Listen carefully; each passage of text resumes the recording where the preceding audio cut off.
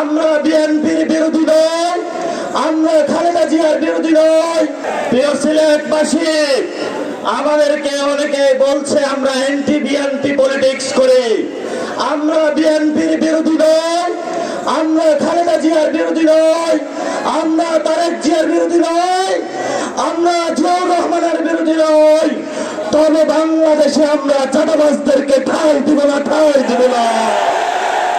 বাংলাদেশে আমরা কোন সিন্ডিকেট ঠাঁই দিব না, ঠাঁই দিব না। বাংলাদেশে কোন সন্ত্রাসদেরকে আমরা ঠাঁই দিব না। আগামীতে যদি ঐক্য হয়, আগামীতে যারা আমাদের সহযুক্ত হবে তাদেরকে একটি শর্ত মেনে আসতে হবে।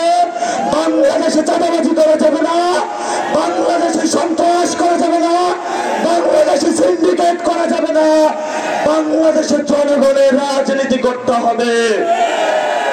শেষ কথা বলবো, আমরা প্রতিনিয়ত রাজনৈতিক আড্ডা দেই চা দোকানে বসে।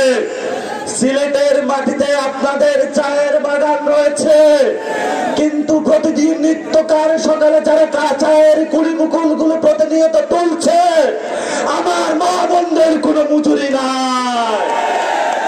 এনসিপি যদি সরকার গঠন করে, আমরা মালিকদেরকে যেভাবে দিব, শ্রমিকদেরকে তাদের থেকে শেয়ার দেওয়ার ব্যবস্থা করবো ইনশাআল্লাহ।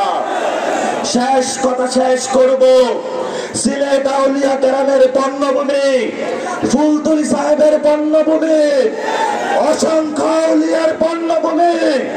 এখানে আলিয়া মাদ্রাসা রয়েছে, কওমি মাদ্রাসা রয়েছে, বিভিন্ন তরিকার মাদ্রাসা রয়েছে, আমাদের নারী সমাজ রয়েছে।